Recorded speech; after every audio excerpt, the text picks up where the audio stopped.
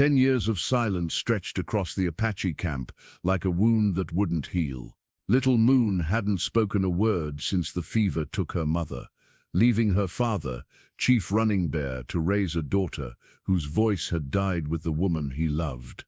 The tribal elders whispered it was grief turned inward, but Running Bear knew better. His daughter carried secrets too heavy for a child's heart. Then came the widow with dust on her boots and sorrow in her eyes. Sarah Mitchell sought only shelter for the night, but when she hummed an old lullaby by the fire, something miraculous happened. Little Moon's lips parted, and for the first time in a decade, sound emerged. The melody was one only her mother had known, sung in their sacred language during quiet moments between mother and child. Could this stranger hold the key to healing both father and daughter? Before we jump back in, tell us where you're tuning in from. And if this story touches you, make sure you're subscribed, because tomorrow I've saved something extra special for you. The dust devil that brought Sarah Mitchell to the Apache camp carried more than desert sand. It carried the weight of 6 months' grief and 1,000 miles of running from memories. Her worn leather Bible, its pages soft with handling and pressed flowers, marking verses about comfort in tribulation, rested against her ribs where she'd tucked it beneath her travel-stained dress. Thomas had given her that Bible on their wedding day, inscribing the front page with his careful script. "For my beloved Sarah, may God's word be your compass when mine can no longer guide you." She hadn't expected those words to become prophetic so soon. The mining accident that took Thomas had been swift and merciless. One moment he was kissing her goodbye at dawn, promising to be home for supper and their evening scripture reading. The next, she was standing in a mining office, staring at his broken hard hat, while a supervisor with coal-stained fingers mumbled condolences about cave-ins and unstable timber supports. The Apache camp materialized through the storm like something from a fevered dream. Sarah had been riding for 3 days, following a trader's directions toward a settlement that might offer work for a woman with nursing experience. But the desert had other plans, and when the wind began howling and the sky turned the color of dried blood, she'd taken shelter behind an outcropping of red stone, clutching her horse's reins and praying the storm would pass quickly. That's when she saw the smoke rising from cooking fires, thin gray ribbons that spoke of human habitation and possible sanctuary. Chief Running Bear emerged from the largest teepee as Sarah approached, leading her exhausted mare by the bridle. He was a man built for endurance rather than speed, his shoulders broad beneath a shirt of soft deerskin, his black hair streaked with premature silver that spoke of burdens carried before their time. His eyes, dark as obsidian, assessed her with the careful attention of a leader responsible for his people's safety. "You are far from your people," he said in English, his accent lending dignity to words that might have sounded like accusation from another man's lips. "I have no people," Sarah replied, surprised by the truth of those words. Since Thomas's death, she'd felt untethered from everything that had once defined her: the mining community where she'd been the doctor's assistant, the little white church where she'd played piano for Sunday services, the modest house where she and Thomas had planned to raise children who never came. Running Bear studied her face, reading something in her expression that satisfied whatever test he'd been conducting. "The storm will pass before morning. You may stay." The camp was smaller than Sarah had expected, perhaps 40 souls living in harmony with the harsh landscape. Children played between the teepees, their laughter carrying on the wind, while women tended fires and prepared the evening meal. It was the kind of community Sarah remembered from her own childhood in Ohio, before the restless hunger for Western opportunity had pulled her and Thomas toward promises of prosperity that turned to dust in their hands. But something was missing from this peaceful scene, and it took Sarah several minutes to identify what troubled her. The children played, but one sat apart, a girl of perhaps 12 or 13, clutching a beaded necklace and staring into the fire with eyes that held too much sorrow for such a young face. "That is my daughter," Running Bear said, following Sarah's gaze. "Little Moon. She has not spoken since her mother walked the spirit trail. The words hit Sarah like a physical blow.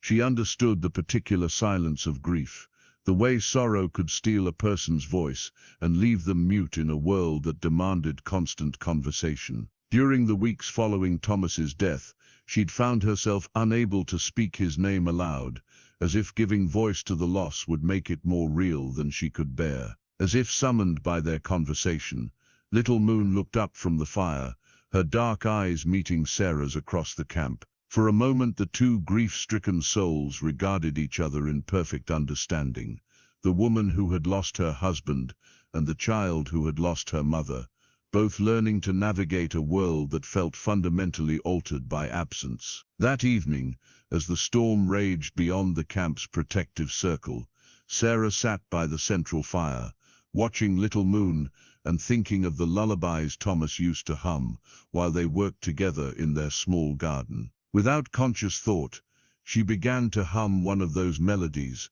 a gentle, wordless tune that had always brought her comfort in difficult moments. The effect was immediate and startling. Little Moon's head snapped up, her eyes wide with something between recognition and wonder. For the first time since Sarah's arrival, the girl's lips parted, and a sound emerged, not words, but a soft musical note that matched Sarah's melody perfectly. The sacred medicine pouch rested against Running Bear's chest, its worn leather warm from his body heat and heavy, with memories he carried like stones. Inside lay the remnants of his life with Morning Star, a braid of her hair wrapped in red silk, a small turquoise bead from the necklace she'd worn on their wedding day, dried sage from the mountainside where they'd spoken their vows beneath the watching eyes of their ancestors. He touched the pouch now, standing outside his tipi in the pre-dawn darkness, listening to the soft sounds of his sleeping daughter,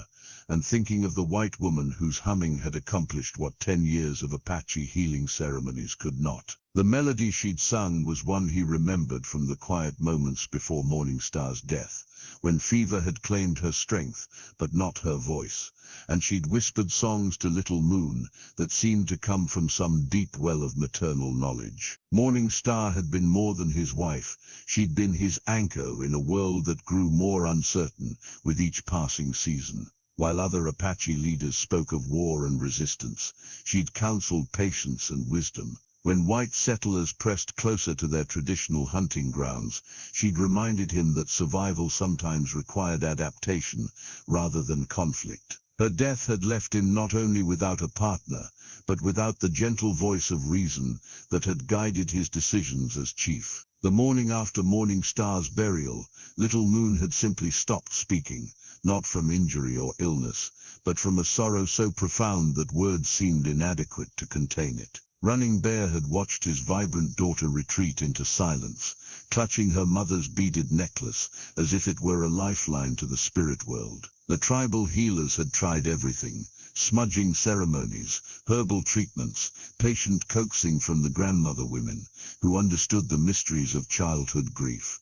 Nothing had worked until a stranger, with dust on her boots, had hummed a lullaby in the firelight. Running Bear remembered how Morning Star had learned that particular melody. It was during the harsh winter 3 seasons before her death, when a group of white traders had sought shelter in their camp during a blizzard. One of the men had been badly injured, his leg broken in a fall from his horse, and Morning Star had tended his wounds while the storm raged outside. In gratitude, the trader's wife had taught her several songs from her own childhood, melodies that spoke of comfort and hope, in languages that transcended the barriers between peoples. Morning Star had treasured those songs, weaving them into the fabric of their family life. She'd sung them while grinding corn, while mending clothes, while rocking Little Moon to sleep on nights when the wind howled through the mountains like the voices of restless spirits. The songs had become part of their private world, a bridge between cultures that few outside their family would ever cross. Now this widow, this Sarah Mitchell, had somehow carried one of those bridges across hundreds of miles of desert wasteland. As the sun crested the eastern mountains, painting the camp in shades of gold and amber, Running Bear made his way to the fire where Little Moon sat in her customary morning position. She held her mother's necklace in both hands, her fingers tracing the intricate beadwork that told the story of their lineage in colors and patterns, passed down through generations of Apache women. "Good morning, my daughter," he said in their native tongue, settling beside her on the ground that still held warmth from the previous night's fire. Little Moon looked at him with eyes that held intelligence and sorrow in equal measure. For a moment, Running Bear thought she might speak. Her lips parted as if words waited just beyond her ability to voice them. But the moment passed, and she returned her attention to the necklace, her silence as complete as ever. The white woman emerged from the guest teepee, moving with the careful consideration of someone navigating unfamiliar social territory. She'd braided her brown hair in a practical style that reminded Running Bear of Morning Star's morning preparations, and her dress, though travel-worn, was clean and properly modest. Most importantly, she looked at Little Moon, not with pity or curiosity, but with the understanding of someone who recognized grief in all its forms. "May I sit?" Sarah asked, her voice carrying the soft cadence of education and good breeding. Running Bear nodded, gesturing to a space near the fire. As Sarah settled herself beside them, Little Moon's attention shifted from the necklace to the newcomer, her dark eyes studying the woman's face with the intensity of someone trying to solve a complex puzzle. "The song you hummed last night," Running Bear said carefully. "Where did you learn it?" Sarah's hands stilled in her lap, and for a moment she seemed to be looking backward through time, rather than across the fire. "My late husband knew many songs. He was a good man, but restless, always seeking something just beyond the horizon. During our travels, we met people from many walks of life. Thomas had a gift for learning their music, their stories. He said songs were the universal language of the human heart." The wooden flute lay wrapped in soft deerskin at the bottom of Morning Star's possessions, hidden beneath winter blankets and beaded moccasins that no one had touched since her death. Running Bear had carved it himself during their first winter together, spending long evenings by the fire shaping the cedar wood into an instrument worthy of his new bride's musical gifts. Morning Star had played it often, filling their tipi with melodies that spoke of love, loss, and the eternal dance between earth and sky. When she died, Running Bear had wrapped the flute away, unable to bear the sight of something so intimately connected to her voice. But now, watching Little Moon's reaction to Sarah's humming, he wondered if he'd been wrong to silence the music along with his grief. Little Moon sat transfixed by Sarah's presence, her small body leaning forward as if drawn by invisible threads toward the source of familiar melody. The beaded necklace lay forgotten in her lap as she focused entirely on the white woman's face, searching for something she couldn't name but desperately needed to find. Sarah noticed the child's intensity and modified her humming, letting the melody grow softer, more intimate. It was the kind of lullaby meant for private moments between mother and child, for those sacred times when the world narrowed to just two hearts beating in rhythm. As the notes floated across the fire, Little Moon's lips began to move, not quite forming words but shaping sounds that matched the cadence of the song. The other members of the tribe had begun to notice. Gray Hawk, the eldest of the council members, emerged from his teepee and stood watching with the careful attention of someone who recognized the significance of the moment. Singing Bird, the medicine woman, who had tried repeatedly to heal Little Moon's silence, paused in her morning preparations to listen. Even the children stopped their games, sensing that something important was happening near the central fire. "This is her mother's song," Running Bear said quietly, his voice carrying a mixture of wonder and pain. Morning Star sang it every night before sleep. Every morning upon waking, it was their special melody, shared between them alone. Sarah's humming faltered as she processed the implications of his words. "I don't understand. How could I know something so personal, so private to your family?" Before Running Bear could answer, Little Moon made a sound that stopped all conversation in the camp. It wasn't quite a word, not yet, but it was unmistakably an attempt at vocalization, the first intentional sound she'd made in 10 years. The note was thin and wavering, like a bird testing its voice after a long winter, but it matched Sarah's melody with heartbreaking precision. Tears sprang to Running Bear's eyes as he watched his daughter struggle to remember how to use the voice she'd locked away with her grief.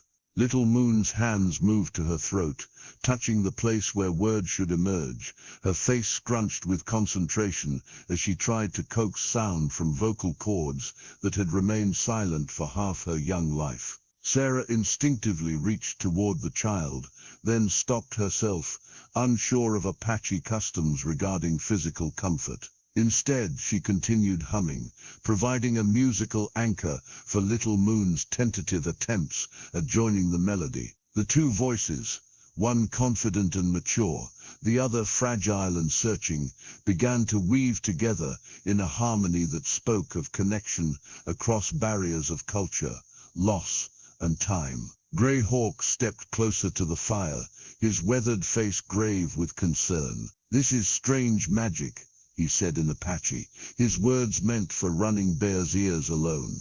"How does this white woman throw the sacred songs of our people? What spirits guide her voice?" Running Bear had no answers. He'd seen Morning Star learn the melody from white traders, but that knowledge raised more questions than it resolved. How had the song traveled from his wife's lips to this stranger's heart? What forces had brought Sarah Mitchell to their camp at precisely the moment when Little Moon was ready to remember her voice? The medicine woman, Singing Bird, approached with the measured steps of someone who dealt regularly with mysteries beyond ordinary understanding. She studied Sarah with eyes that had witnessed births and deaths, healings and curses, the full spectrum of human experience distilled into 6 decades of careful observation. "The child responds to her," Singing Bird said, speaking English for Sarah's benefit. "This is significant. Little Moon has shown no interest in voice healing for many seasons.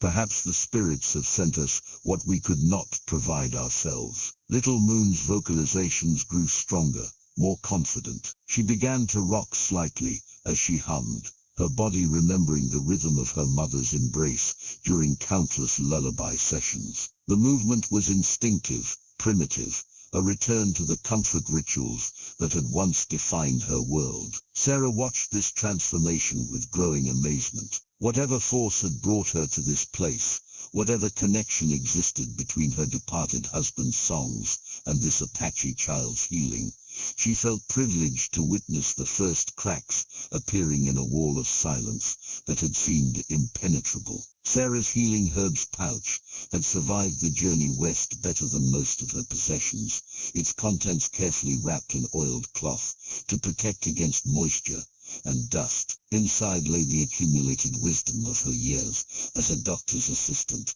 willow bark for pain, echinacea for infection, chamomile for restless sleep, and a dozen other remedies that bridged the gap between folk knowledge and medical science.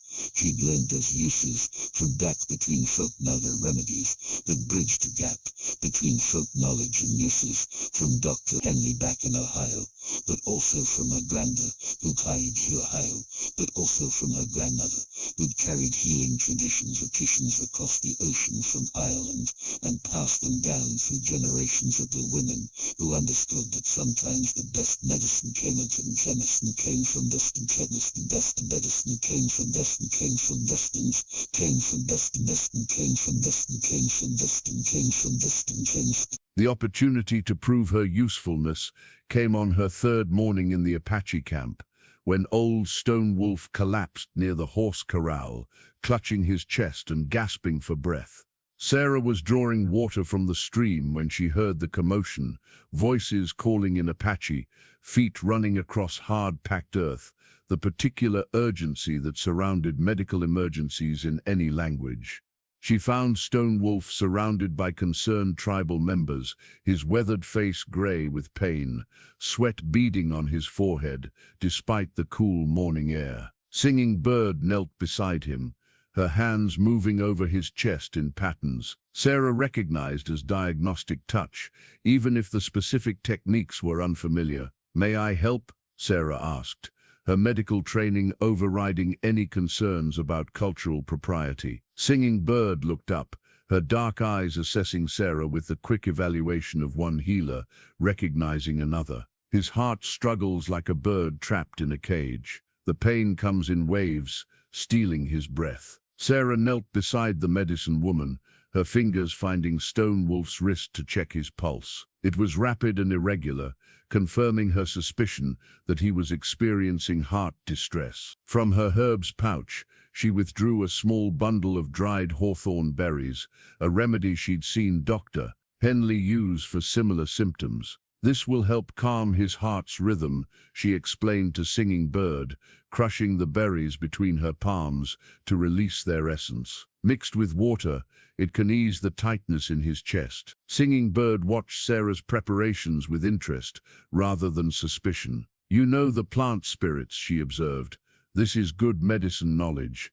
As they worked together to prepare the remedy, Sarah felt the barriers between their different healing traditions beginning to dissolve. Medicine was medicine, whether it came wrapped in European scientific understanding or Apache spiritual practice. The goal remained the same, to ease suffering and restore balance to bodies that had fallen out of harmony with life. Within an hour, Stonewolf's breathing had steadied, his color had improved, and he was sitting up against a pile of blankets, accepting sips of herbal tea from his concerned wife. The crisis had passed, but more importantly for Sarah's position in the camp, she had proven herself useful in ways that transcended cultural boundaries. Little Moon had watched the entire episode from her usual position near the central fire, her dark eyes tracking Sarah's movements with growing fascination. When the medical emergency was over and Stonewolf was resting comfortably in his teepee, the girl approached Sarah with tentative steps, her mother's beaded necklace clutched in one small hand. "Hello, Little Moon," Sarah said softly, settling cross-legged on the ground to bring herself to the child's eye level. "That was frightening, wasn't it? But Stonewolf is going to be fine." Little Moon nodded solemnly, then did something unexpected. She reached into the folds of her dress and withdrew a small bundle of dried plants, holding them out to Sarah with questioning eyes. Sarah accepted the offering carefully, recognizing several varieties she'd seen growing wild around the camp. "Did you gather these yourself?" she asked. Another nod from Little Moon, followed by a gesture toward the mountains where the healing plants grew. The girl had been collecting medicinal herbs, perhaps hoping to contribute to her own healing, or simply maintaining a connection to the knowledge her mother had surely begun teaching her before illness intervened. "These are wonderful specimens," Sarah said, examining each plant with the respect it deserved. "Your mother taught you well. Would you like to help me organize my healing supplies?" For the first time since Sarah's arrival, Little Moon's face brightened with something approaching enthusiasm. She settled beside Sarah on the ground, arranging and rearranging the healing herbs with the careful attention of someone who understood their importance. As they worked together in comfortable silence, Sarah began to hum the lullaby that had first broken through Little Moon's wall of grief. This time, the child joined in almost immediately, her voice growing stronger and more confident with each repetition of the familiar melody. Running Bear watched from the doorway of his tipi, his expression unreadable as he observed his daughter's growing attachment to the white woman who had appeared so unexpectedly in their lives. Sarah's successful treatment of Stonewolf had earned her respect throughout the camp. But her connection with Little Moon represented something far more complex and potentially dangerous, the possibility that healing required not just medical knowledge, but the courage to open wounded hearts to new forms of love. The carved wooden horse had been Little Moon's favorite toy before silence claimed her voice, a testament to her father's skill with knife and wood during the long winter evenings when stories and laughter filled their tipi. Running Bear had shaped it from a piece of pine, smooth and golden, with a flowing mane that suggested movement, even in stillness. Morning Star had painted delicate designs along its flanks, traditional Apache symbols for protection, speed, and the wild spirit that refused to be tamed. For 10 years the little horse had sat untouched on a shelf in their tipi, gathering dust like so many other remnants of the life they'd shared before grief changed everything. But this morning, as Sarah told stories by the fire about her travels across the Western Territories, Little Moon had quietly retrieved the toy and held it in her lap, her fingers tracing the familiar curves while her eyes remained fixed on the white woman's animated face. Sarah had a gift for storytelling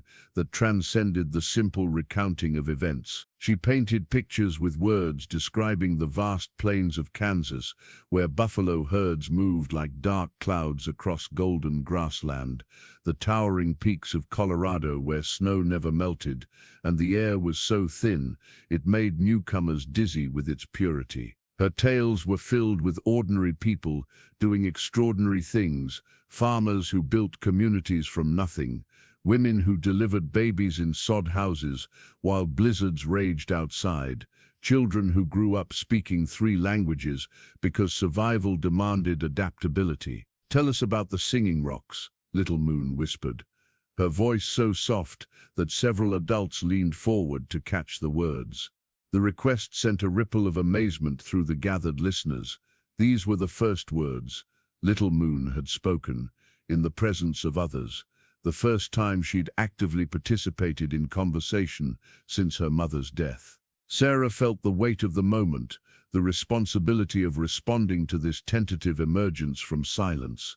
"The singing rocks," Sarah repeated thoughtfully, buying herself time to craft a story worthy of the trust Little Moon was placing in her. "Well, that was in a place called Utah Territory, where the red stone formations rise from the desert like ancient cathedrals.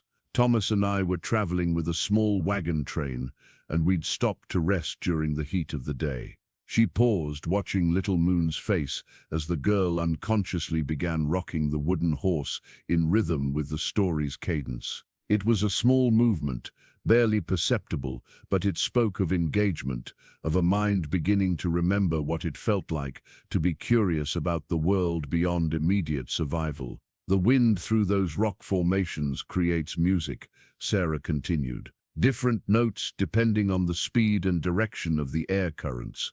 Thomas said it was like listening to a pipe organ played by invisible hands. But the Apache guide, traveling with our group, told us something different." Little Moon's eyes widened with interest, and Running Bear found himself leaning forward as well, drawn into Sarah's narrative despite his usual caution around outsiders' tales. He said the rocks weren't singing from the wind at all. He said they were singing because they remembered the ancient ceremonies that took place there, the prayers offered by generations of people who understood that some places hold the voices of those who came before. According to him, if you listened carefully enough, you could hear individual songs, lullabies sung by grandmothers long gone, war chants from warriors who'd passed into legend. The wooden horse in Little Moon's hands had begun moving more deliberately now, galloping across an imaginary landscape as the child's body remembered what it felt like to play.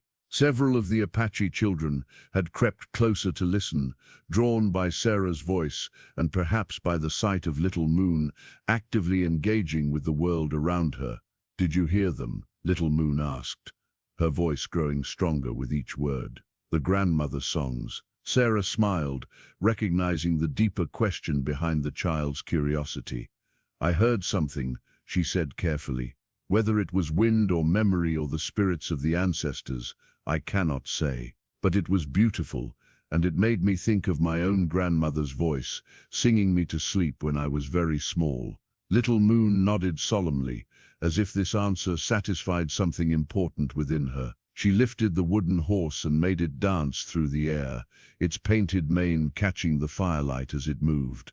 For the first time in 10 years, play had returned to her movements, spontaneous and joyful. Running Bear watched this transformation with a mixture of gratitude and trepidation. Sarah's stories were awakening something in his daughter that had been dormant for too long, but healing often required walking through painful territory before reaching the other side. As Little Moon's voice grew stronger, would her grief become more acute as well? Was he prepared to guide her through the emotional storms that might accompany her return to the world of the speaking? Sarah's translation journal had grown thick with careful notations, each page a testament to her determination to understand the Apache language and customs that governed daily life in the camp. The leather-bound notebook had been a gift from Thomas on their first anniversary, intended for recording recipes and household management notes. Now it served a far different purpose, filled with phonetic spellings of Apache words, cultural observations and sketches of hand gestures that conveyed meaning beyond verbal communication. Sarah, she practiced quietly, pointing to herself while Little Moon giggled at her careful pronunciation. "My name is Sarah." Little Moon, the child responded, her voice growing more confident with each passing day. The breakthrough of speech had opened floodgates of communication, and Little Moon seemed eager to make up for 10 years of silence by talking constantly, sometimes in Apache, sometimes in the few English words she was learning from Sarah, and often in a mixture of both languages that only the two of them seemed to understand perfectly. The language lessons had become a daily ritual that drew curious observers from throughout the camp. Grey Hawk, initially suspicious of the white woman's presence, now found himself offering corrections to Sarah's grammar and nodding approvingly when she successfully navigated a particularly complex phrase. Even the children had become teachers, delighting in Sarah's mistakes and cheering when she managed to string together complete sentences. In exchange, Sarah had begun sharing practical knowledge from the white world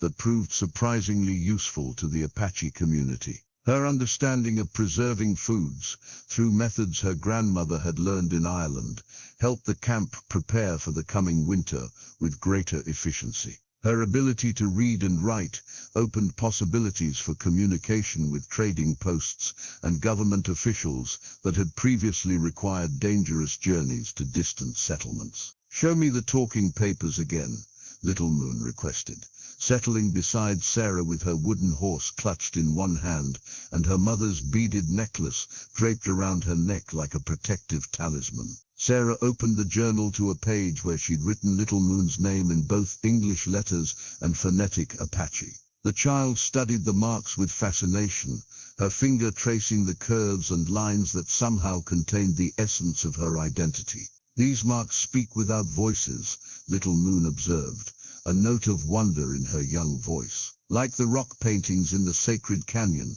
but different." "Exactly like that," Sarah agreed. "Every culture finds ways to preserve important stories." "Your people use symbols and paintings. My people use these letter marks. But the goal is the same, to remember, to share knowledge across time and distance." Running Bear approached their lesson circle, carrying a bundle of rabbit pelts that needed preparation for winter clothing. He'd grown accustomed to these daily sessions, finding comfort in the sound of his daughter's voice, even when he couldn't understand all the words being exchanged. "The child learns quickly," he said to Sarah, settling nearby to begin the methodical work of cleaning and preparing the furs. Her mother would be proud to hear her voice carrying both languages. "She has her mother's intelligence," Sarah replied, watching Little Moon attempt to write Apache words using English letters, an exercise that challenged both teacher and student to think creatively about the relationship between sound and symbol.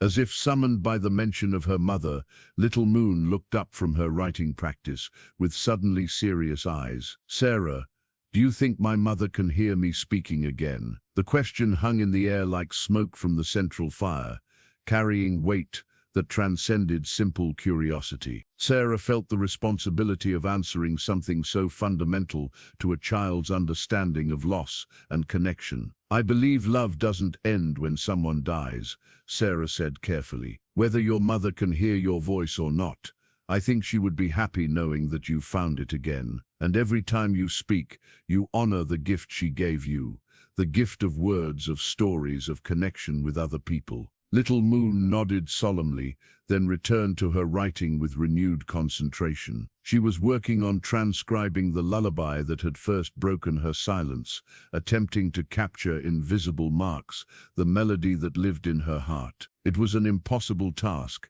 but Sarah admired the child's determination to bridge the gap between sound and symbol, between memory and preservation. That evening, as the camp settled into its nightly routines, Sarah made careful notes in her journal about the day's lessons, not just the language instruction, but the deeper cultural exchanges that were reshaping her understanding of what it meant to belong somewhere. She was learning that community wasn't just about shared blood or common history, but about the willingness to teach and be taught, to offer what you had and accept what others could give. Morning Star's blanket lay folded at the foot of Little Moon's sleeping place, its intricate patterns telling the story of Apache womanhood through symbols woven in earth-toned wool. Running Bear's mother had begun the weaving during Morning Star's pregnancy, working traditional designs that spoke of protection, fertility, and the continuity of life from one generation to the next. Morning Star had completed it during Little Moon's first winter,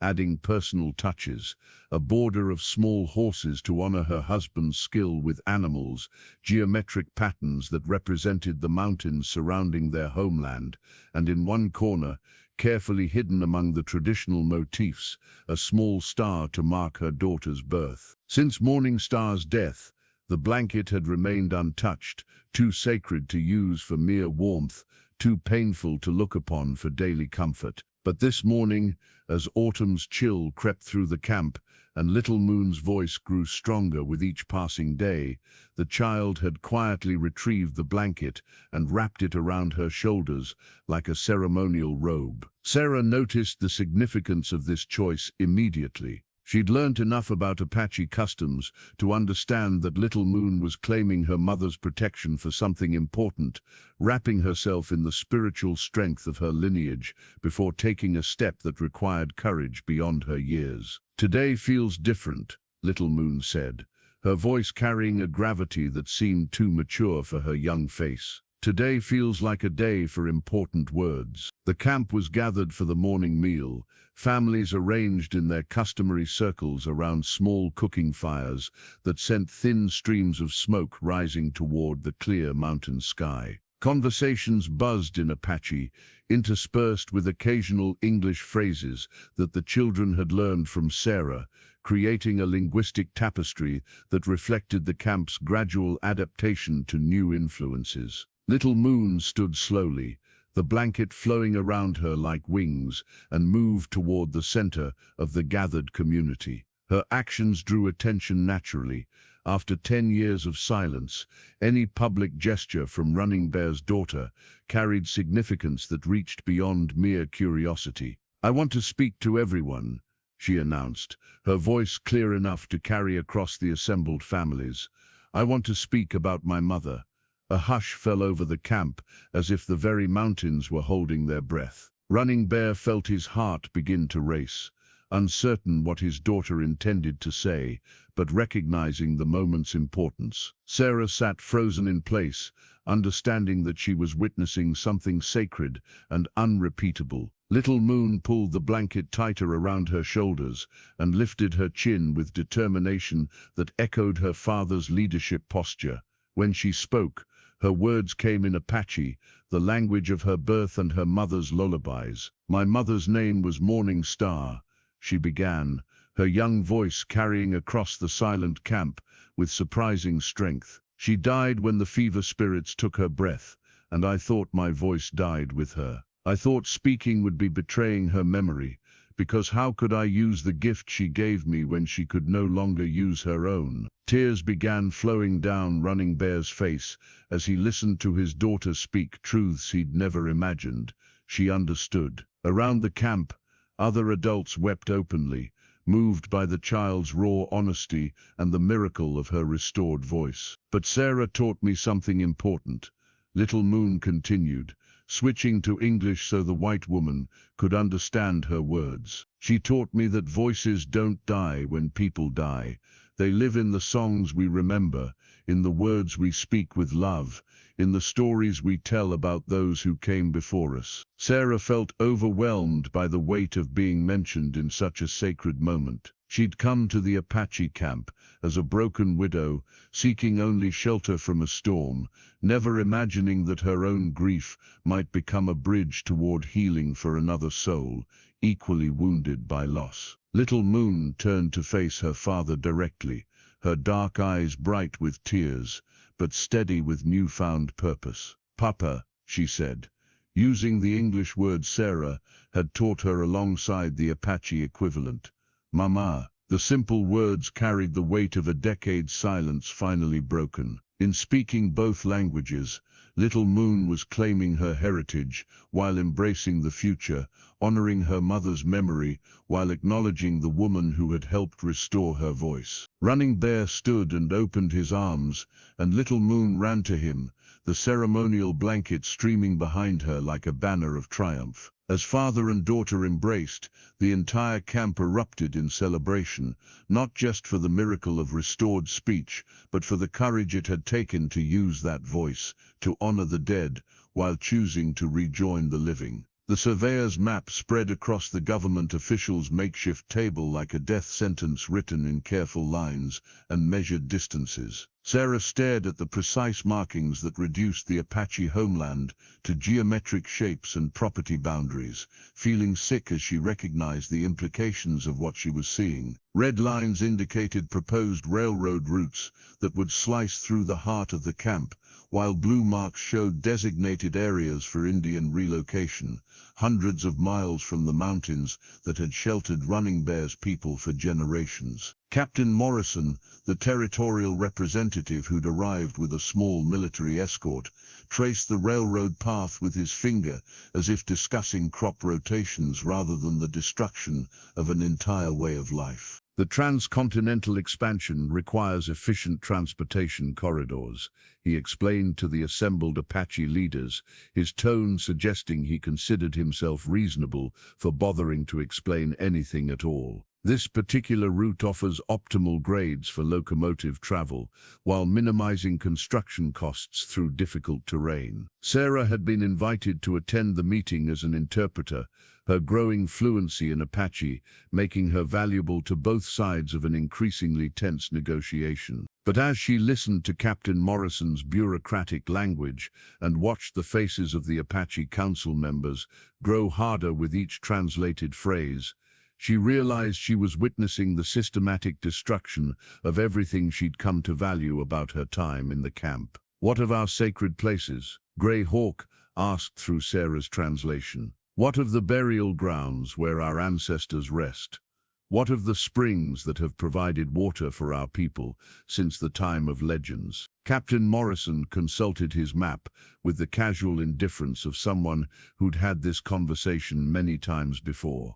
"Appropriate compensation will be provided for any significant cultural sites that cannot be relocated. The federal government recognizes the sentimental value certain locations hold for the Indian population." The word sentimental hit the council like a physical blow. Sarah struggled to find an Apache equivalent that wouldn't sound even more insulting, finally settling on a phrase that roughly translated to feelings without substance. Even that euphemism made several council members rise from their seats in anger. Running Bear remained seated, but Sarah could see the tension in his shoulders, the careful control he was exercising to prevent the meeting from erupting into immediate violence. "You speak of moving our people as if we were livestock," he said, his English clear enough that no translation was necessary. "You speak of sacred places as if they were merely convenient camping spots. Do you understand nothing of what makes a people who they are?" "I understand that progress requires difficult decisions," Captain Morrison replied. "I also understand that resistance to lawful federal authority carries serious consequences. The railroad will be built, Chief Running Bear. The only question is whether your people will cooperate with relocation or whether that relocation will be enforced." The threat hung in the air like gun smoke. Sarah felt her heart racing as she realized the government hadn't come to negotiate. They'd come to deliver an ultimatum disguised as a consultation. The map on the table wasn't a proposal for discussion. It was a blueprint for invasion that had already received official approval. Little Moon, who'd been sitting quietly beside her father throughout the meeting, suddenly spoke up in clear English. "Where will we go?" The simple question from a child's lips carried more power than all the adults' angry protests. Captain Morrison looked uncomfortable for the first time since his arrival, clearly unprepared to explain forced displacement to someone so young and direct. "There are designated areas," he said vaguely. "Good land, suitable for agricultural development. Your people will be provided with tools and instruction for farming, opportunities to become productive citizens rather than what?" Little Moon asked, her voice carrying the fearless curiosity that had emerged along with her restored speech. Captain Morrison's hesitation revealed more than his words had. Rather than free, Sarah realized. Rather than Apache, rather than themselves. That evening, after the government delegation had departed with promises to return for a final answer within 1 month, Sarah sat with Running Bear beside their usual fire, watching Little Moon play with her wooden horse, while her father studied the copy of the surveyor's map he'd been allowed to keep. "They will come with soldiers if we refuse," Running Bear said quietly. "And if we agree, we cease to be Apache in any way that matters." Sarah stared at the red lines cutting through the landscape she'd learned to love, thinking of Little Moon's question and knowing that whatever happened next would test every relationship and loyalty she'd built during her time in the camp. The war paint bowl sat in the center of Running Bear's tip, like a silent declaration, its clay surface stained with generations of ceremonial preparations that had marked the transition from peace to conflict. The vessel had belonged to his grandfather, and his grandfather's father used to mix the sacred pigments that transformed Apache warriors into spiritual beings capable of facing death with courage. Red clay for the blood they were willing to shed, white ash for the purity of their cause, black charcoal for the darkness they would bring to their enemies. Running Bear knelt beside the bowl, grinding ochre with a smooth stone, while his mind wrestled with decisions that would determine his people's fate. The government's ultimatum allowed no middle ground: submit to relocation or face military force. But there was a third option, one that Apache warriors had chosen throughout history when cornered by impossible circumstances: fight back with everything they possessed, knowing that death with honor was preferable to life without dignity. "The young men are eager for war paint," Grey Hawk said, entering the tipi with the careful steps of someone bearing heavy news. "They speak of striking first, of showing the white soldiers that Apache blood does not flow easily." Running Bear continued grinding pigment, the rhythmic sound providing a counterpoint to his churning thoughts. "And what do the elder voices counsel? Some say we should take what compensation the government offers and make the best life we can in the new territory. Others believe that fighting will only bring more soldiers, more suffering for our women and children." Grey Hawk settled beside the fire, his weathered hands warming themselves against the flames.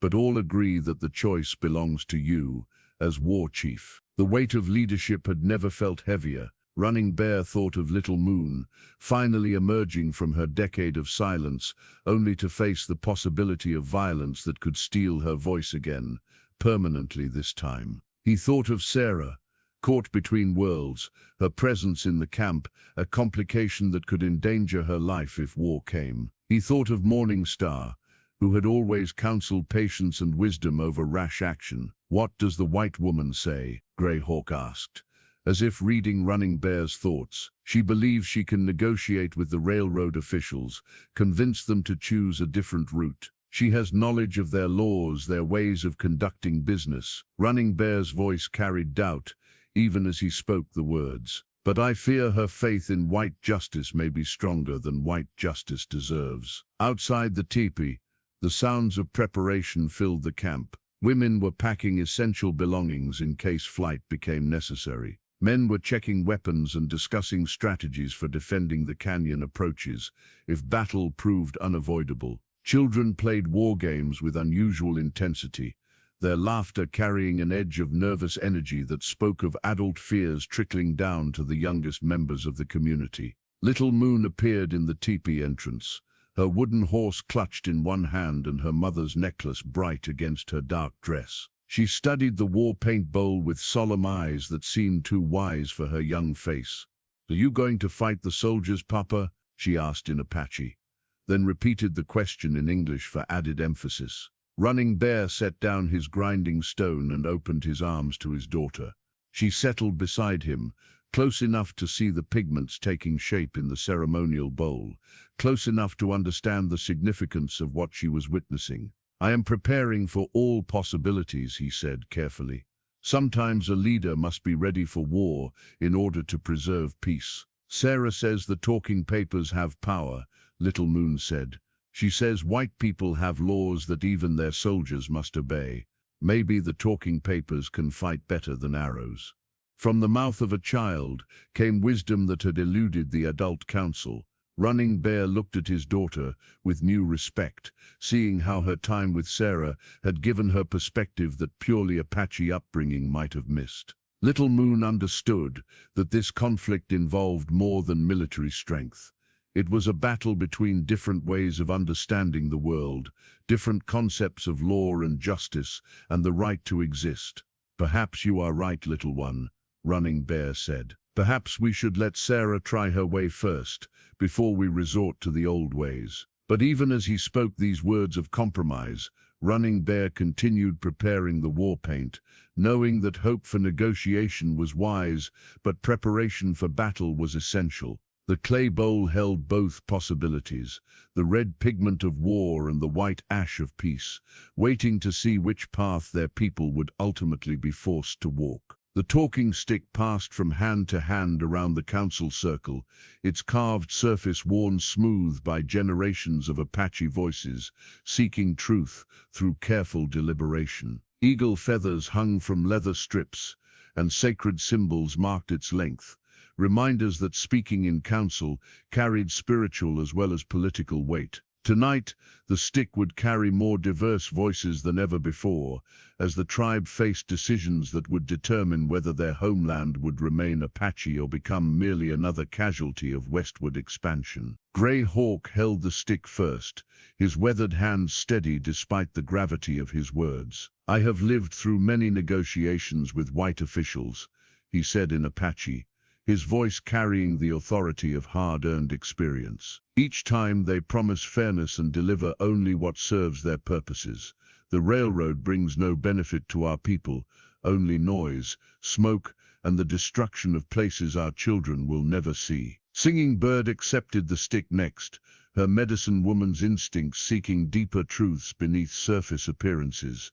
"The spirits have sent us signs," she said, a mute child finding her voice when a stranger arrives. "Healing knowledge that crosses the boundaries between peoples. Perhaps these signs tell us that survival requires adaptation, not just resistance." When the talking stick reached Little Moon, several council members exchanged uncertain glances. Children rarely spoke in formal council, but Little Moon's restored voice had become a symbol of hope and change that transcended traditional protocols. Running Bear nodded his permission, and his daughter accepted the carved wood with hands that barely trembled. "I want to speak about fear," Little Moon said, her clear voice carrying across the silent circle with surprising strength. "For 10 years, I was afraid that using my voice would somehow hurt my mother's memory. I thought staying silent was the only way to honor what I had lost." She paused, looking around the circle of adults who had watched her grow up in silence.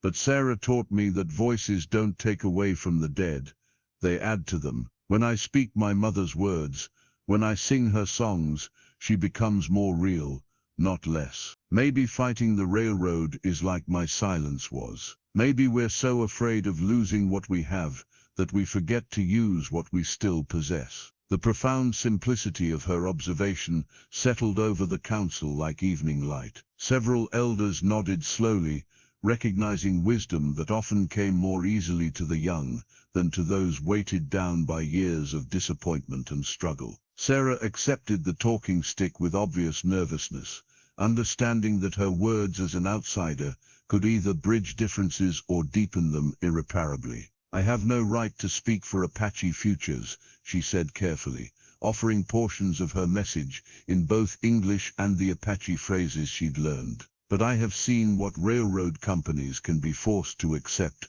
when legal pressure is applied correctly. They need government permits, federal land grants, and territorial approval for their routes. Each of these requirements creates opportunities for negotiation." She turned the stick in her hands, feeling the weight of carved history beneath her fingers. In Colorado Territory, a mining company was forced to reroute their operations when legal challenges proved that their original plan violated federal treaties. The law moved slowly, but it moved. And it moved in favor of people who had legal representation and understood how to use white institutions against white power. Running Bear took the stick last, his role as leader requiring him to synthesize the diverse voices into a decision that would bind them all. "My daughter speaks of courage disguised as caution," he said. "Our guest speaks of weapons we have not yet learned to use. Both suggest that our choices are not limited to flight or fight." He stood,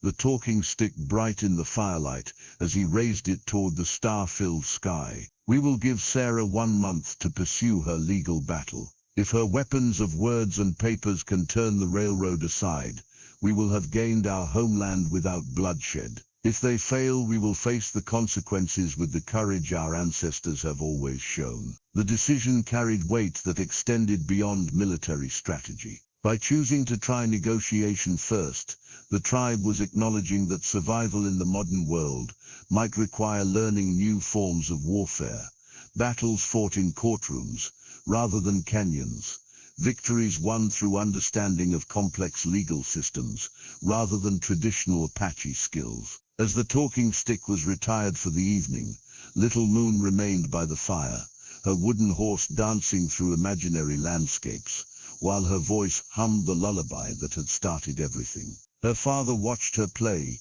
understanding that this decision was ultimately about creating a world where children's voices could continue to carry the songs of their people into an uncertain but hopeful future. Morning Star's wedding bracelet lay in Running Bear's palm, like a question he wasn't ready to answer, its silver surface catching the firelight as he turned it slowly between calloused fingers. He had crafted it himself during their courtship, hammering thin silver into delicate patterns that told the story of their love, intertwining vines for their growing bond, small stars for the children they hoped to have, and at the center, a bear and morning star dancing together across an eternal sky. For 3 years, the bracelet had remained hidden in the medicine pouch with his other sacred memories, too painful to look upon, too precious to discard. But tonight, as Sarah worked by lamplight translating legal documents that might save their homeland, Running Bear found himself holding the symbol of his past, while contemplating an impossible future. Sarah had been in the camp for 6 weeks now, and her presence had transformed more than just Little Moon's ability to speak. She had become the bridge between worlds that the Apache had never thought possible, someone who understood their values while possessing the knowledge to navigate white institutions. Her legal campaign against the railroad was gaining momentum, with territorial officials beginning to take notice of her carefully crafted arguments about treaty violations and federal oversight requirements. More significantly, Sarah had become the mother figure Little Moon had been missing for a decade. The child followed her everywhere, helping with camp duties, practicing English letters in the dirt, and filling the air with constant chatter that made up for years of imposed silence. It was the sound Running Bear had dreamed of hearing again, but it came attached to complications he had never anticipated. "Papa?" Little Moon's voice interrupted his contemplation. She stood in the tippy entrance, silhouetted against the evening light, her wooden horse tucked under one arm, and her expression serious with some internal struggle. "Come, little one," Running Bear said, quickly closing his fingers around the bracelet and returning it to his medicine pouch. "What troubles you?" Little Moon settled beside him, arranging her skirts with the careful dignity she'd learned from watching Sarah navigate social situations. "I have been thinking about families," she said in English, then repeated the phrase in Apache to ensure he understood her meaning completely. "What about families, daughter? Sarah lost her husband, like I lost my mother. You lost your wife, like Sarah lost her husband. But when we're all together, we don't feel so lost anymore."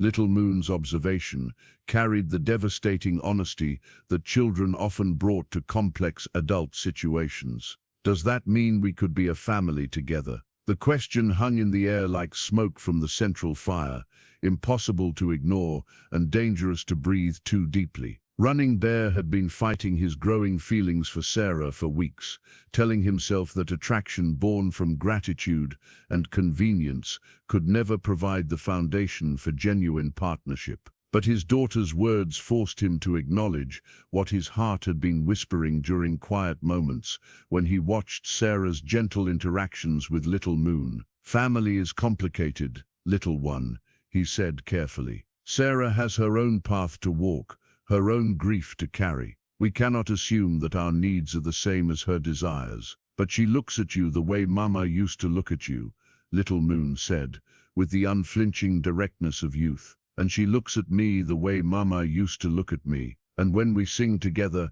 it feels like the songs are complete again." Running Bear felt his chest tighten with emotions he'd been trying to suppress. The idea of loving again felt like betrayal of Morning Star's memory, but denying the possibility felt like betraying the living woman who had brought light back into their darkened world. That evening, as the camp settled into sleep, Running Bear found Sarah still working by the fire, her legal documents spread across a blanket while she made careful notes in the margins. Her dedication to their cause had never wavered, even when territorial officials had threatened to revoke her traveling permits for interfering in Indian affairs. "You should rest," he said, settling beside her on the ground that still held warmth from the day's sun. "Almost finished," Sarah replied, not looking up from her papers. "I think I've found a precedent that could stop the railroad completely. A case from Montana Territory where indigenous treaty rights superseded federal infrastructure projects." Running Bear watched her work,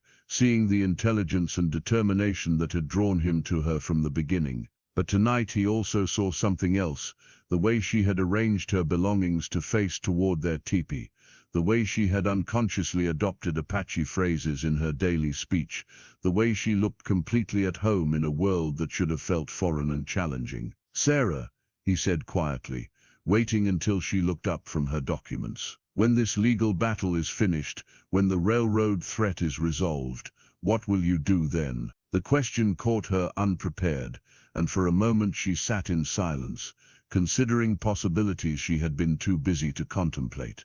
"I don't know," she admitted.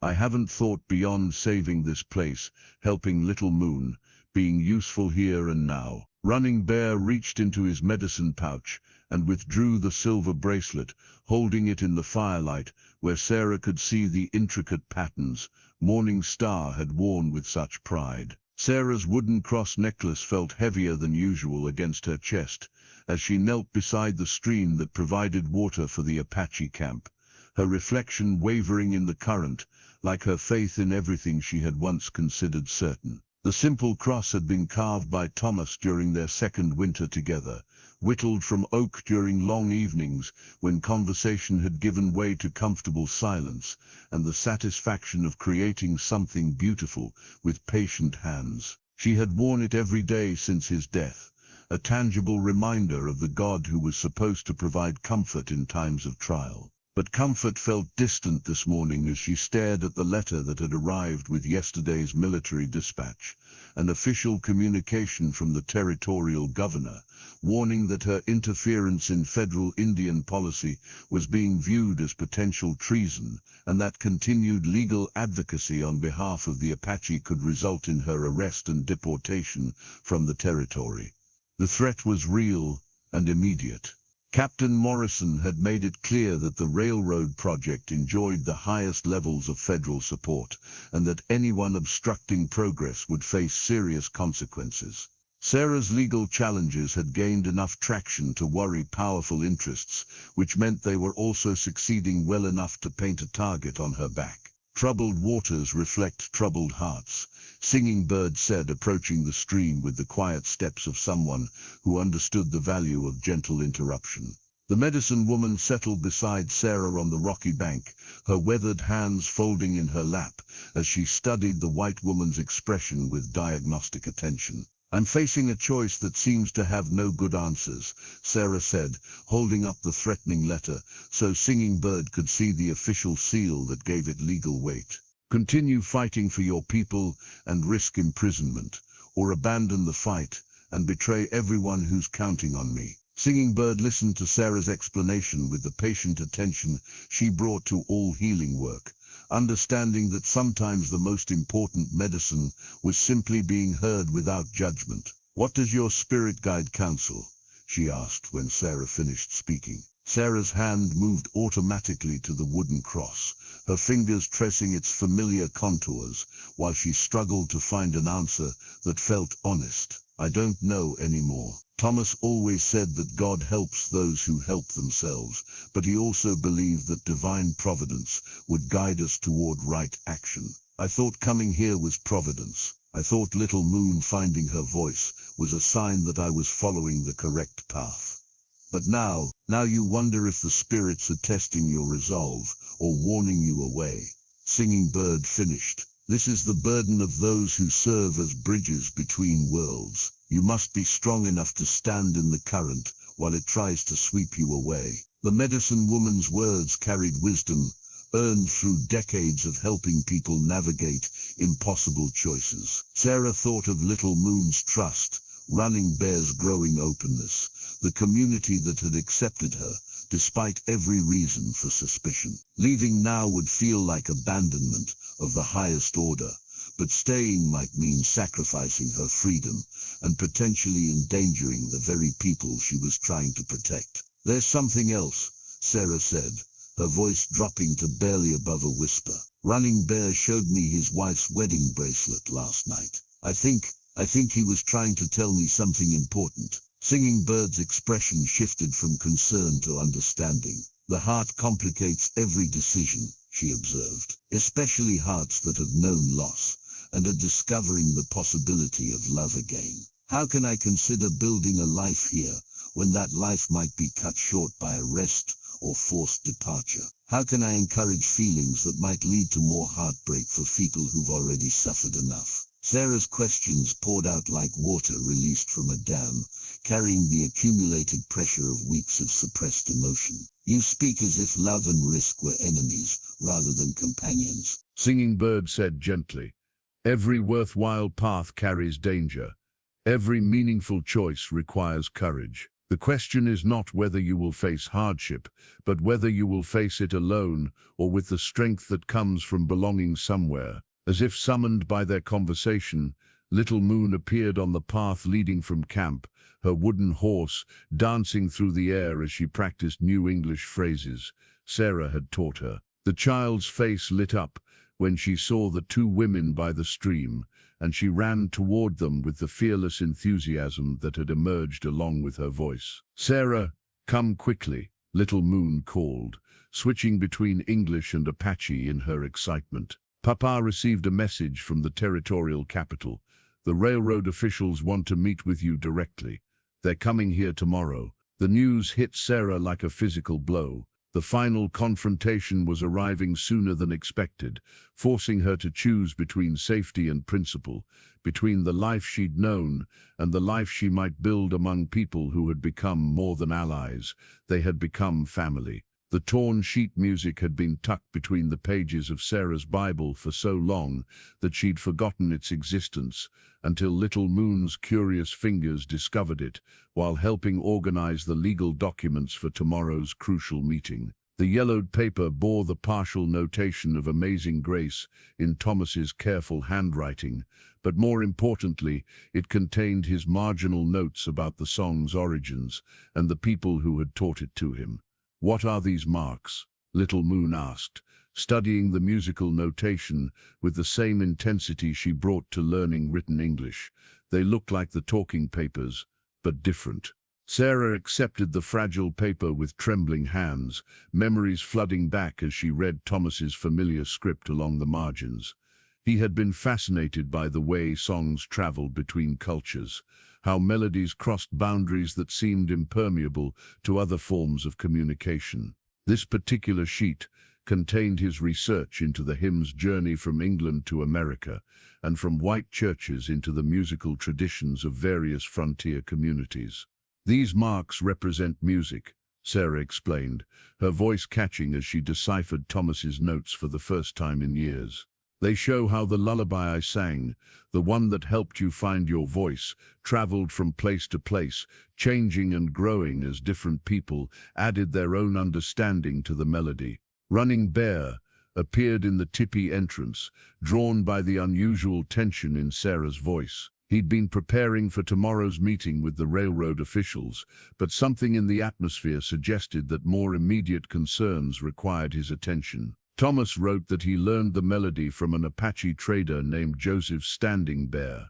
Sarah read aloud, her voice growing stronger as the implications became clear. The trader said it was a lullaby his wife had learned from a white woman during a harsh winter when both their children were sick with fever. The white woman sang it to help the children sleep despite their illness, and the Apache woman remembered it well enough to teach it to her own family. Little Moon's eyes widened with understanding. "That was my grandmother, Papa's mother. She told stories about the winter when white traders sheltered with our people, about how medicine was shared and friendships were made despite the language barriers." Running Bear stepped fully into the tipi, his expression shifting from confusion to amazement as he processed what they were discovering.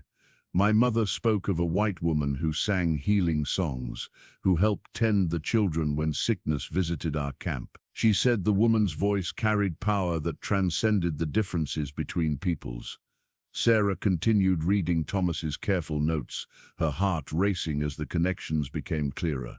Joseph Standing Bear told Thomas that the lullaby had saved his nephew's life during that fever outbreak. The white woman, she must have been a missionary or a trader's wife, sang it night after night while tending the sick children. When Joseph's sister-in-law recovered, she made him promise to remember the melody so it could be passed down to future generations. "That was Morning Star," Running Bear said quietly.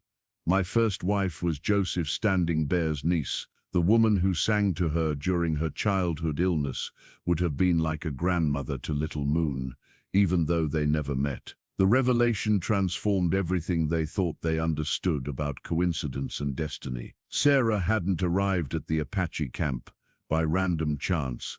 She had been carrying a piece of their family history without knowing it, bearing a musical connection that stretched back through generations of shared humanity that transcended racial and cultural boundaries. Little Moon reached for the sheet music with reverent hands. "So when Mama sang this lullaby to me, she was singing a song that came from someone like Sarah.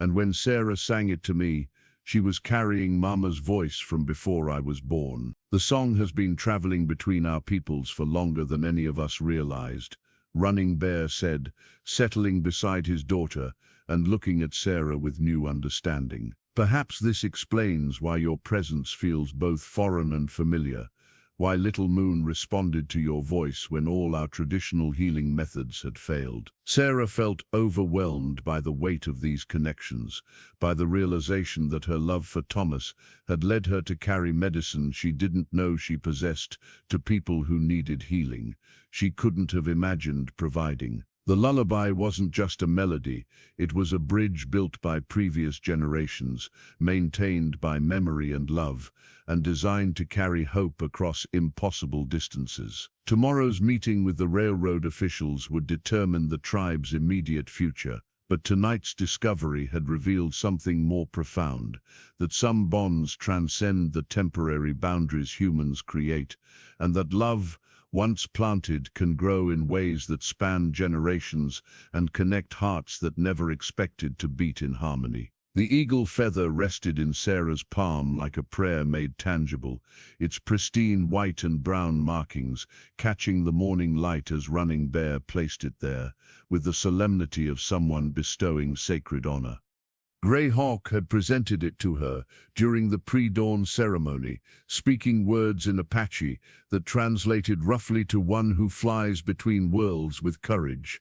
But the English approximation couldn't capture the full spiritual weight of what the gesture represented. In our tradition, eagle feathers are earned, not given, Running Bear explained as Sarah stared at the magnificent plume with something approaching awe. They represent acts of bravery that serve the people, wisdom that protects the tribe, and the willingness to soar above personal concerns for the greater good. Grey Hawk believes your legal battle against the railroad qualifies for such recognition. The feather felt weightless and impossibly heavy simultaneously, carrying the expectations of a community that had chosen to trust her with their survival. Today's meeting with the railroad officials would determine whether that trust had been well placed or tragically misguided. Sarah's legal arguments were solid, her research thorough, but she was still one woman facing the full weight of federal authority and corporate power. Little Moon appeared beside them, her wooden horse tucked securely under one arm, and her mother's beaded necklace bright against her dark dress. The child had insisted on attending the meeting, despite Running Bear's concerns about exposing her to potentially hostile negotiations. But Little Moon's voice had become a symbol of Apache resilience, and she argued, with logic that impressed the tribal council, that her presence would remind everyone why preserving their homeland mattered.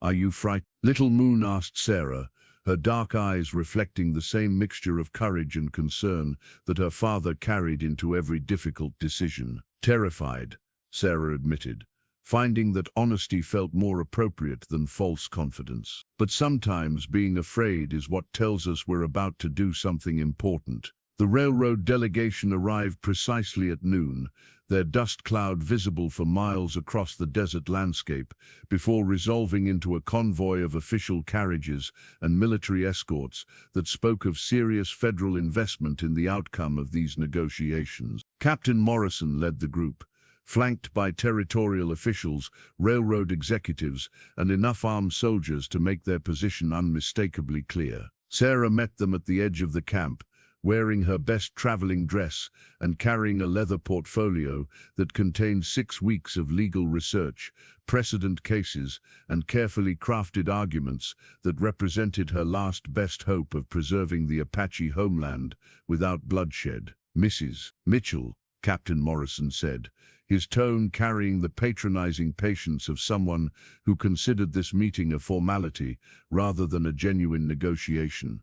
"I hope you've had time to reconsider your position regarding the railroad's legitimate development plans." "I've had time to research federal treaty obligations and territorial law," Sarah replied, her voice steady, despite the fear that made her hands want to tremble.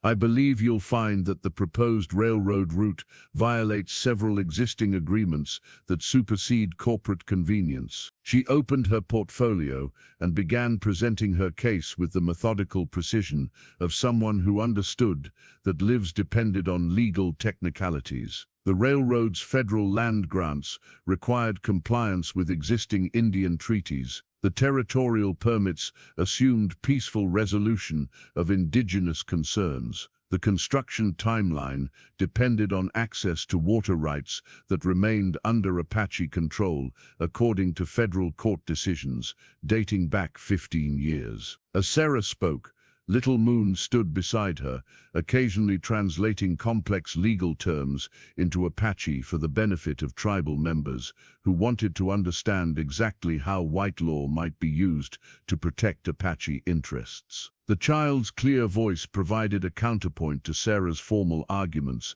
humanizing abstract legal concepts by connecting them to the people who would be affected by the decisions being made. "These technical objections are interesting," the lead railroad executive interrupted, "but they ignore the larger reality of westward progress. The federal government has committed to transcontinental development, and individual treaty concerns cannot be allowed to obstruct national priorities. Individual treaty concerns, Little Moon repeated in English, then Apache, her young voice, carrying a note of indignation that made several soldiers shift uncomfortably in their saddles. You mean promises made to my people? You mean our right to exist where our ancestors are buried? The simple directness of a child's moral reasoning cut through layers of bureaucratic euphemism, forcing the railroad officials to confront the human cost of their development plans. Sarah felt a surge of pride watching Little Moon stand fearlessly before men who held the power to destroy everything she loved, speaking truth with the clarity that only comes from complete conviction. The law supports Apache treaty rights, Sarah said, seizing the moment to drive her argument home, and the courts will uphold those rights if this matter proceeds to federal litigation. The question is whether the railroad wants to spend years in court defending a route that violates existing agreements, or whether they'd prefer to choose an alternative path that serves their interests without destroying Apache sovereignty. The peace pipe passed between Running Bear and Sarah, like a bridge made sacred by generations of Apache tradition, its carved stone bowl warm from the ceremonial tobacco that bound agreements in spiritual as well as legal terms. The ritual took place 3 days after the railroad officials had grudgingly agreed to Sarah's proposal for an alternative route, one that would add cost and complexity to their construction timeline, but preserve the heart of Apache homeland while satisfying federal development requirements. When two peoples share the smoke of peace, Running Bear explained as he offered the pipe to Sarah with both hands, they promised to walk the same path, to share the same sky, to protect the same sacred places. Sarah accepted the pipe with the reverence she'd learned to bring to Apache ceremonies, understanding that this moment represented more than legal victory or personal partnership. It symbolized the possibility that different cultures could find common ground without requiring either side to surrender their essential identity. Little Moon sat between them, her wooden horse resting in her lap, while she watched the ceremony with eyes bright, with understanding that transcended her years. The child had become the living symbol of what was possible when healing bridged the gaps between peoples, when love proved stronger than the barriers that seemed impossible to cross. The railroad men will build their iron road through the eastern pass, Running Bear continued, smoke from the pipe rising toward the evening stars. Our sacred places remain untouched.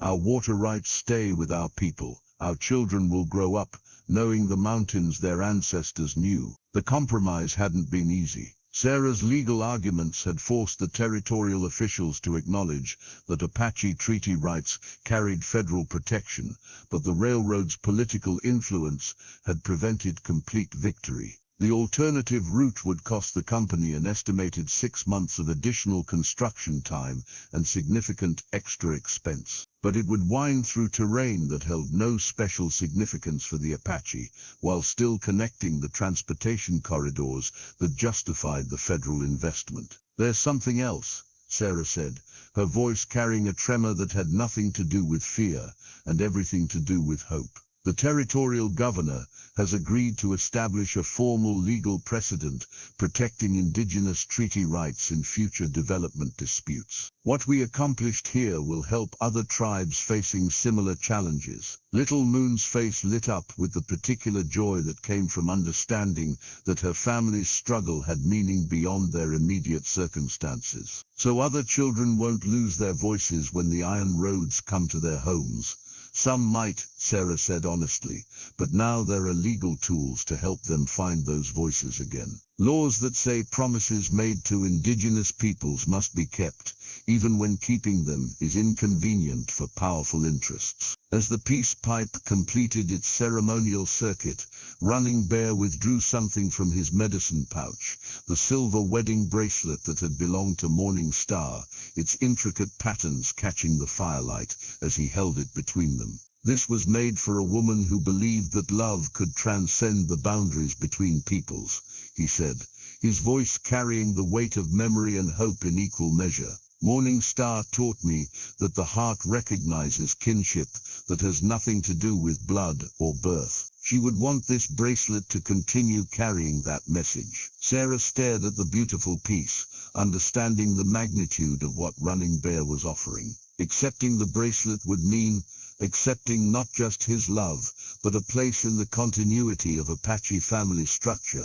A role in raising Little Moon, and a commitment to building a life that honored both her past with Thomas and her future with people who had become more precious than she'd ever imagined possible. "I've been wondering," Little Moon said with the timing that suggested she'd been waiting for exactly this moment.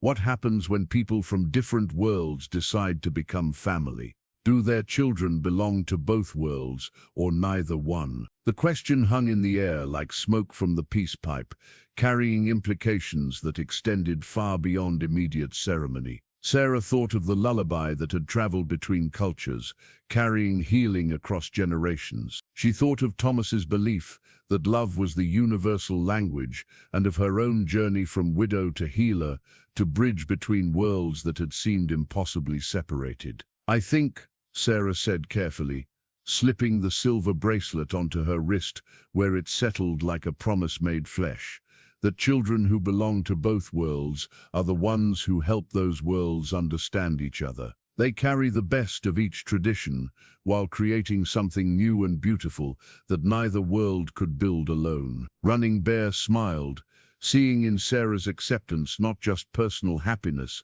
but the hope that their union would continue the work they'd begun together, the patient, necessary task of proving that love could indeed transcend the boundaries that fear built between peoples who shared the same sky and walked the same earth. The wedding shawl draped across Sarah's shoulders like a prayer woven in earthen threads, its intricate patterns telling the story of Apache womanhood through symbols that the tribal women had spent weeks creating specifically for this ceremony. Each geometric design held meaning: spirals for the cycles of life, mountains for endurance, stars for guidance from ancestors, and along the border, a new pattern that Singing Bird had designed to represent the joining of two cultural streams into one stronger current. Grey Hawk stood before the assembled community, holding the ceremonial staff that marked him as an elder authorized to conduct marriages according to both Apache tradition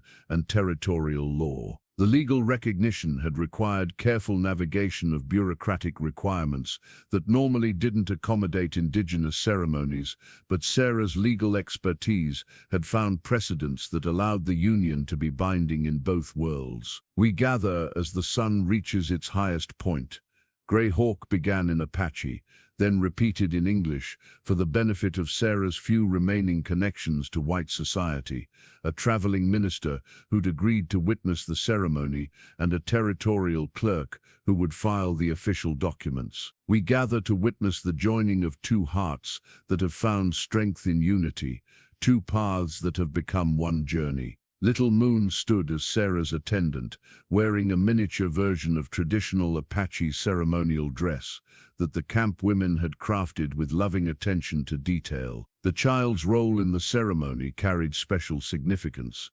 She was not just witnessing her father's marriage, but formally accepting Sarah as her second mother, a relationship that Apache culture recognized as equally sacred to birth bonds. "Papa," Little Moon said when Grey Hawk called for her blessing, her clear voice carrying across the silent gathering, "Mama Morning Star visits me in dreams sometimes. Last night she told me that love doesn't divide, it multiplies. She said Sarah carries her own light, and together you'll shine bright enough to guide our family through any darkness." Running Bear felt tears threatening as he listened to his daughter speak with wisdom that seemed impossible for someone so young, yet perfectly natural for a child who had learned to find hope in the midst of profound loss. Little Moon's acceptance of Sarah had been complete from the moment the lullaby broke her silence, but hearing her blessing spoken publicly transformed personal healing into community celebration. Sarah stepped forward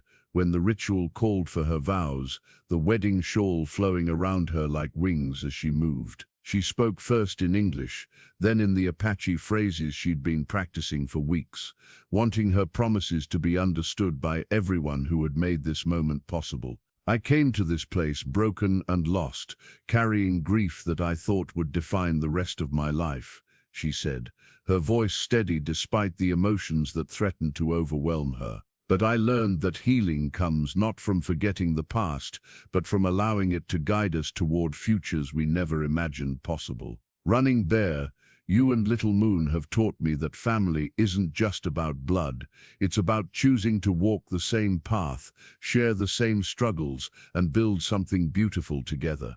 The ceremony concluded with the sharing of corn pollen, a traditional Apache blessing that symbolized fertility, growth, and the continuation of life across generations. As Sarah and Running Bear sprinkled the sacred substance toward the four directions, Little Moon began singing the lullaby that had started everything, her voice pure and strong, carrying the melody that had traveled between cultures to bring them together. The celebration that followed blended Apache and frontier traditions in ways that created something entirely new.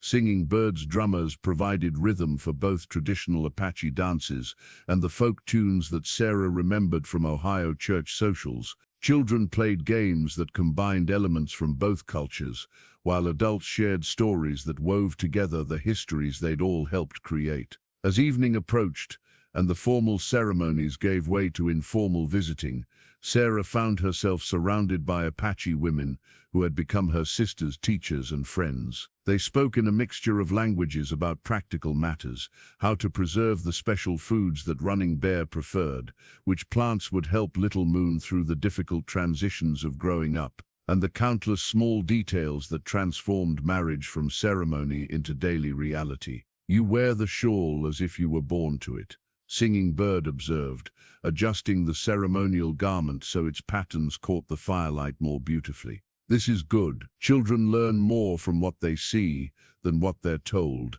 and Little Moon will remember this day as proof that different worlds can become one family. The wedding shawl would become an heirloom, passed down through generations of women who would learn from its patterns that love could indeed transcend the boundaries that seemed impossible to cross, and that the courage to build bridges between cultures created legacies that enriched every life they touched. The music box sat in the center of Little Moon's palm, like a miracle crafted from wood and love, its delicate mechanism playing the lullaby that had changed everything when she turned the tiny silver key. Running Bear had spent months perfecting the intricate gears and springs that would preserve the melody forever, ensuring that the song, which had traveled between cultures and healed broken hearts, would continue its journey through generations yet to come. 1 year had passed since the railroad officials had accepted Sarah's alternative route,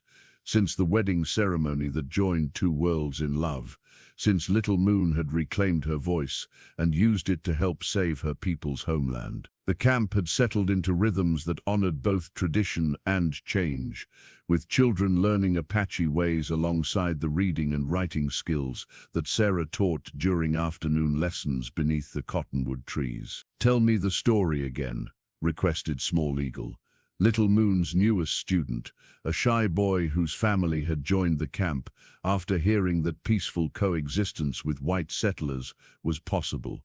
"Tell me about the song that travels between peoples." Little Moon smiled, winding the music box carefully before setting it on the flat stone that served as her teaching desk. As the familiar melody began to play, she launched into the tale that had become legend within the camp, how a grieving white woman had carried healing in her voice, how an Apache child had found her way back to speech through shared sorrow and hope, how love had proven stronger than the forces that tried to divide peoples who shared the same sky. "My grandmother learned this song from a white woman during a hard winter," Little Moon said, her voice carrying the authority of someone who had lived the story she was telling. "Years later, my mother sang it to me every night until the fever spirits took her away. For 10 seasons I kept the song locked inside my heart, afraid that using my voice would somehow hurt her memory." Small Eagle and the other children listened with the rapt attention